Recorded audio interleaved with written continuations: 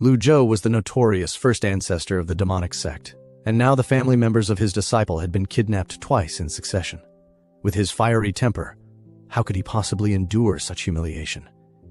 He immediately sent his youngest disciple to deal with the local gang, the Azure Dragon Association. After Si Yuaner left, Lu Zhou began living a leisurely old man's life. Before we continue the recap, don't forget to like and subscribe to Che's Manhwa. Your support helps me bring you more fast and exciting recaps.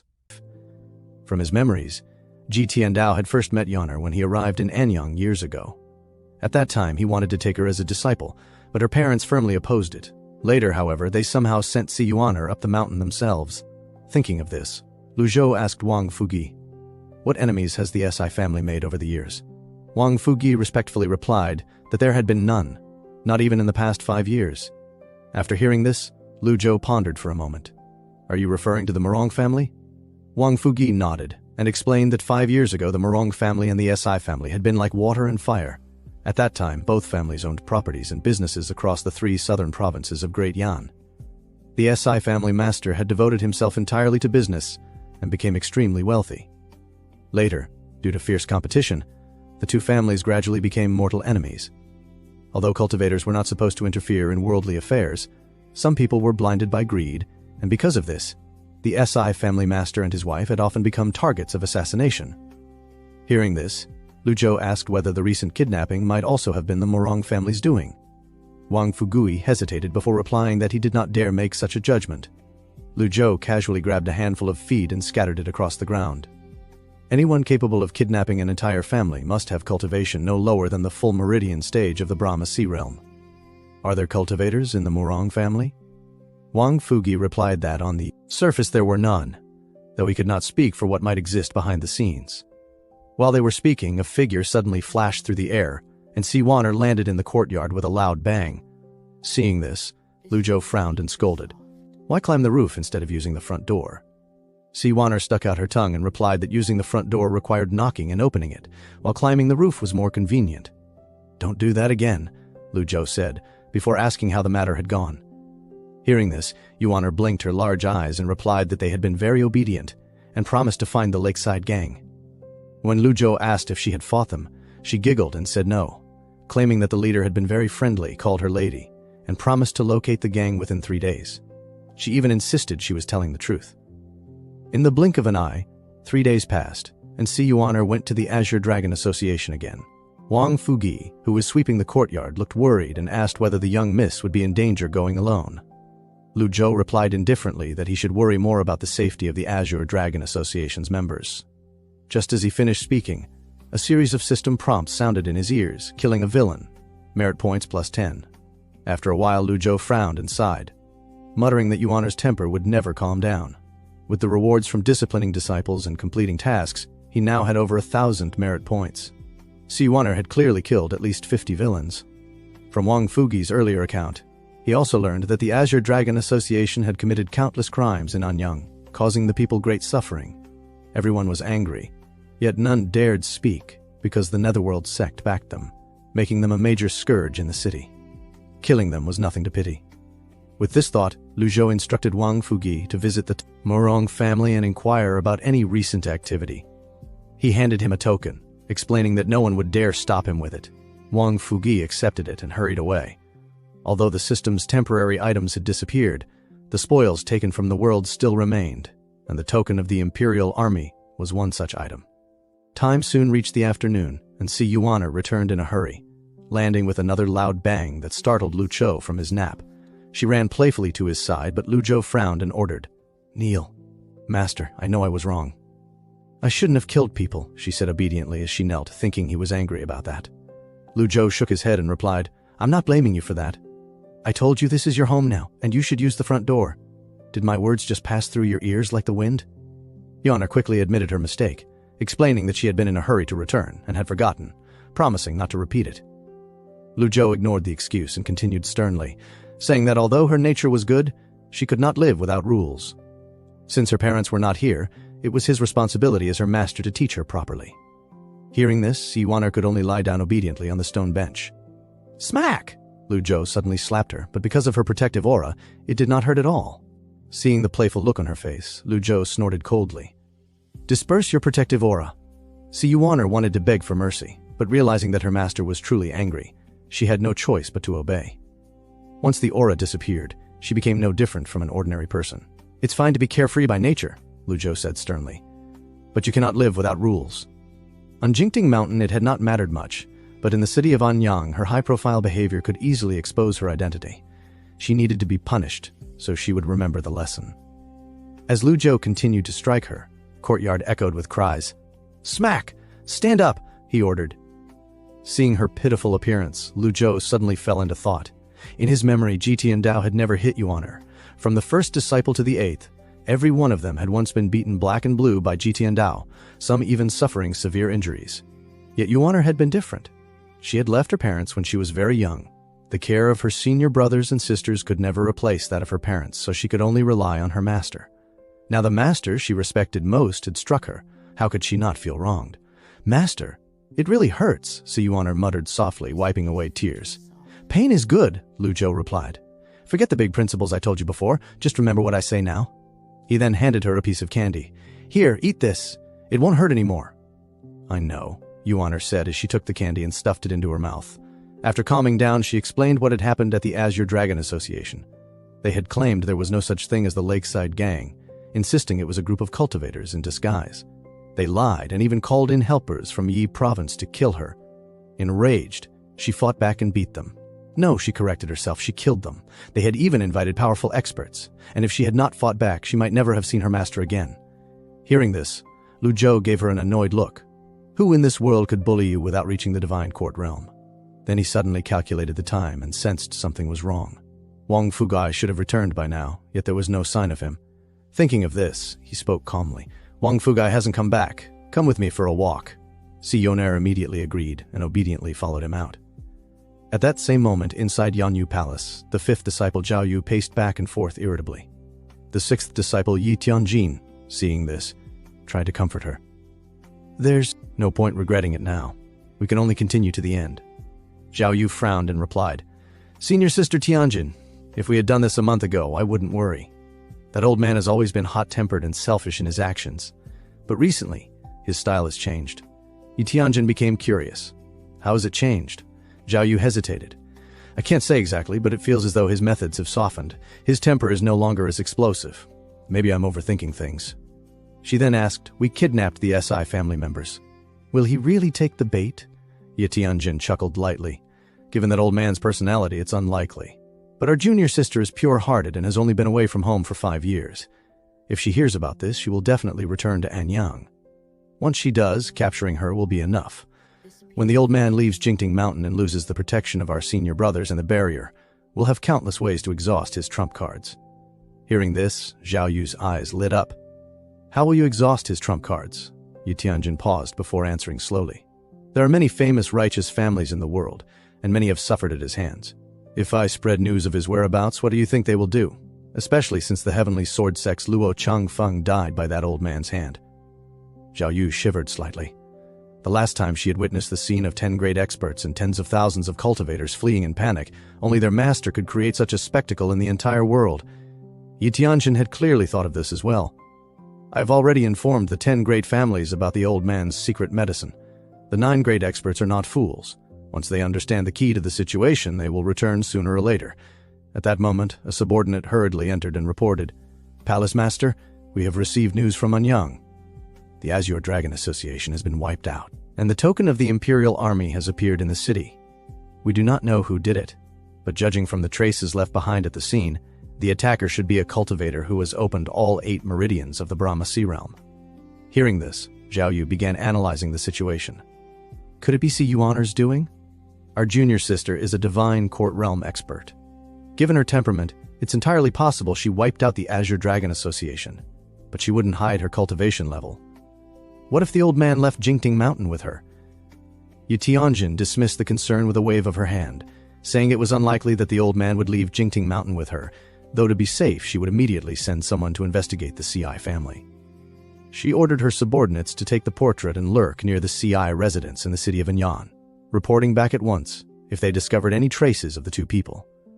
As for the token of the Imperial Army, She said it was not important, since there were only two possible explanations.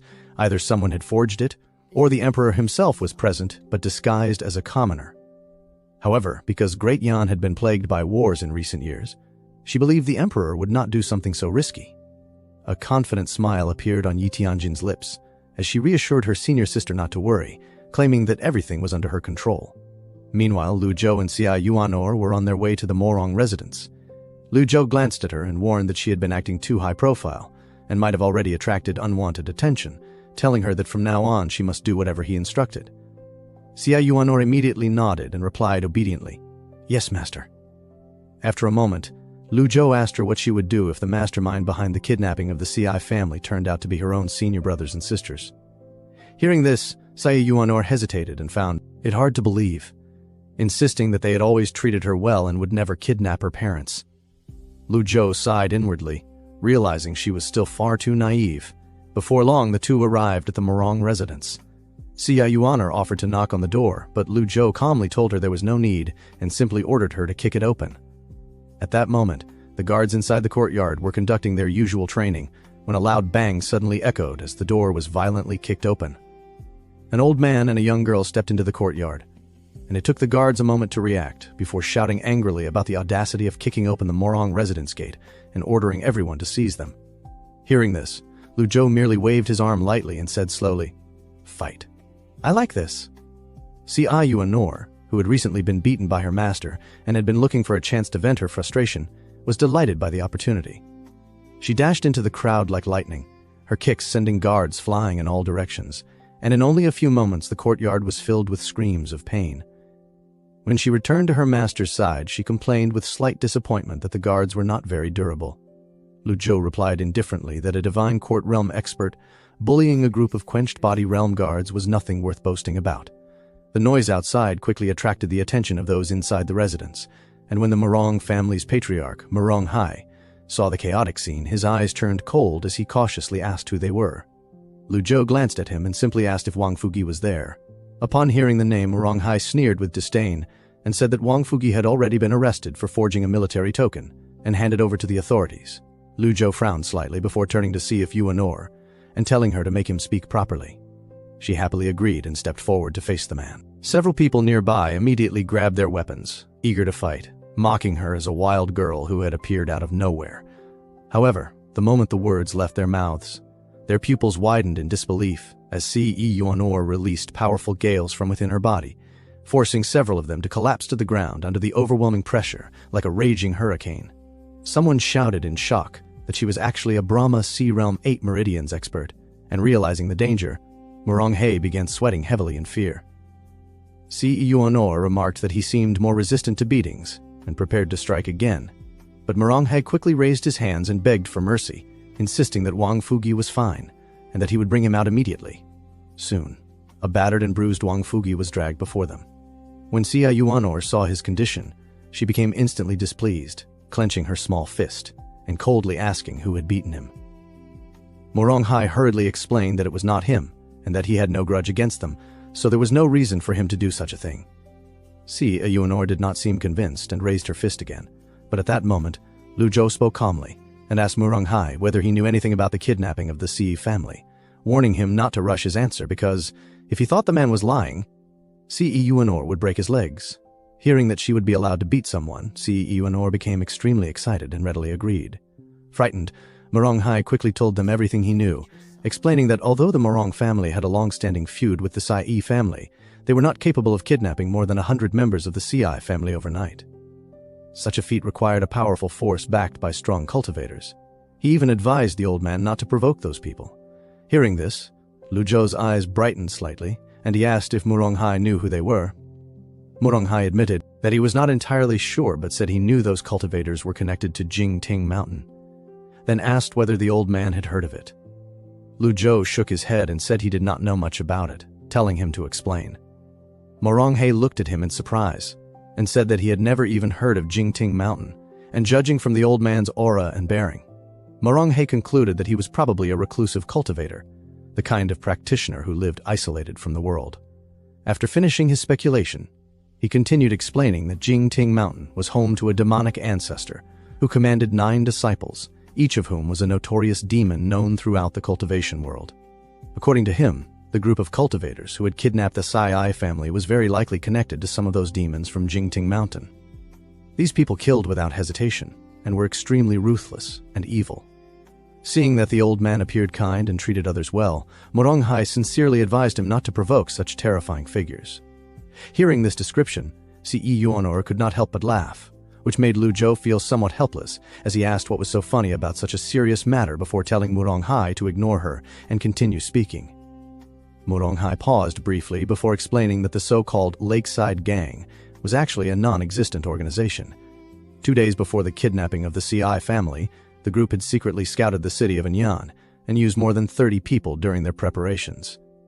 Lu Zhou found this information somewhat puzzling and asked how Morong knew about it, reasoning that if the other party had created a fake sect, their goal should have been to remain unknown. Yet they had allowed the Morong family to discover their activities so easily, which seemed contradictory. Hearing this question, Morong showed an embarrassed expression and admitted that, among the hostages who had been taken away were also members of the Morong family. He then begged the old man to show mercy, promising that from now on the Morong family would no longer oppose the CI family. After hearing this, Lu Zhou slowly turned around and asked one final question, whether Morong had any way to track the hostages. Morong hesitated and stammered uncertainly until he felt the cold gaze of the old man staring directly at him, forcing him to answer honestly that he did have a way. Lu Zhou then told him to return and take Wang Fugi along, and also reminded him not to forget the token of the Imperial Army before leaving with Ce Yuanor. Ce Yuanor took the token from Morong hand and examined it curiously, commenting on how beautiful the dragon pattern was. Lu Zhou explained that the dragon pattern was the exclusive design used on the Imperial Army's token and the only symbol that proved its authenticity, telling her to put it away and not to act too ostentatiously. When Morong heard that the token was actually real, he was so frightened that he nearly lost control of himself. Lu Zhou then instructed Ce Yuanor that the next morning she would take Morong with her to rescue her clansmen, and she quickly agreed to her master's order. Time passed quickly, and soon it was evening. After returning to the CI mansion and finding himself with nothing else to do, Lu Zhou decided to use the system to draw rewards. This time he spent 50 merit points and received 3 reversal cards. Although he was happy with the result, he still felt somewhat cheated by the system because the subsequent draws all ended with "thank you for your patronage," which made him feel frustrated again. He muttered that the system was addictive and that he needed to restrain himself from drawing further, since if he drew 10 times without receiving a single reversal card, it would be a complete loss. He then used all 3 cards, which increased his remaining lifespan to 5,507 days. The recovery of his lifespan also seemed to improve his eyesight, but when he rubbed his eyes, everything quickly returned to normal. This confused Lu Zhou, making him wonder if it was related to the extraordinary power from the Heaven Writings 3 volumes. If that were the case, he needed to figure out how to make use of it.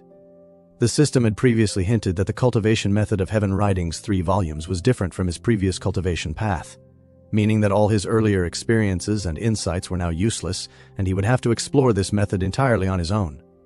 With this thought in mind, he opened the Heaven Writing interface and continued studying it. The next morning, several people gathered in the courtyard. Lu Zhou calmly ordered Morong to lead the way while standing with his hands behind his back. Morong clasped his hands together and began making a series of complicated hand gestures, as if performing a secret tracking technique. After finishing the process and obtaining the result, he finally said that the hostages were about 10 miles north of their current location. Hearing this, Lu Zhou was slightly surprised that the distance was so short. Kidnapping the CI family and hiding them only 10 miles away suggested that those cultivators were not afraid of anyone attempting a rescue, which made it possible that a trap had been prepared there. He briefly considered whether they should proceed cautiously, but after a moment of thought he shook his head. Ce Yuanor noticed his expression and curiously asked what he was thinking about, but Lu Zhou simply replied that it was nothing and told them to go. Since Wang Fugi had no cultivation, he was told to remain behind at the Sai mansion while the rest of them quickly headed toward their destination. 10 miles north of Anyan was the territory of Blue Sun Mountain. After arriving nearby, Morong confirmed that it should be the correct place because the tracking mark could not be wrong, and the cultivators pretending to be the Lakeside Gang should all be stationed there. Hearing this, Lu Zhou spoke calmly and ordered Ce Yuanor to go and save the people. She immediately agreed with a sly smile and dashed toward Blue Sun Mountain at great speed, leaving a series of footprints behind her. Watching this scene, Moronghai was extremely shocked, realizing that she was a Brahma Sea Realm 8 Meridians expert, and thinking that such an achievement at such a young age was incredibly rare in the world. However, at that moment, several dark shadows suddenly rushed out from the surrounding woods. A voice coldly declared that they had been waiting for them for a long time, and as the words fell, dozens of cultivators appeared in front of Ce-Wanor, while Moronghai, who accompanied them, was so scared that he was close to wetting himself, saying that these were all Brahma Sea Realm 8 Meridian powerhouses. Yet Lu Zhou only nodded and replied that he knew, which made Moronghai feel like crying, because he was merely a weak cultivator who had opened 5 apertures of the mystic enlightening realm, and in front of the Brahma Sea Realm he had no standing at all. So he nervously suggested that they should run away. But Lu Zhou ignored him completely and focused on the scene where Ce-Wanor pointed at the opponents and began counting them with interest, prompting the leader to frown and angrily demand their names since they never killed nameless people, declaring that there were 12 Brahma Sea Realm cultivators before laughing, while Ce-Wanor finished counting with a small smile, and the leader, seeing their silence, snorted coldly and explained that they had been paid to kill anyone who came to rescue the hostages and solve problems, adding that although it was rare for someone so young to reach such a powerful cultivation level, it was unfortunate she had involved herself with the Sii family. Then the group rushed forward and surrounded her, demanding to know who had hired them. But Lu Zhou calmly asked who they were, causing the leader to sneer because he realized their realms were low and communication was useless. So Lu Zhou sighed and told Ce-Wanor that in this world truth and rules could only be proven through strength, to which she smiled knowingly as her energy erupted, and she leapt into the air with a light tap of her toes, startling the 12 cultivators, who sensed the overwhelming aura and shouted that something was wrong and ordered her death. But as they charged with weapons, the nearest cultivator was struck by a kick, and Ce-Wanor moved like lightning, leaving after images as each blow claimed another life, the sound of bodies thudding to the ground echoing repeatedly, until all of them were defeated within moments, and the remaining leader trembled in fear before asking if she needed help, though she coldly refused, and allowed him to drop his own energy and fall to the ground in surrender so he could at least preserve his life, and Lu Zhou praised her for the victory as she ran toward him excitedly, after which he turned to the surviving captive and demanded to know the identity of the mastermind behind the kidnappings. Please subscribe to help me provide you with more recaps.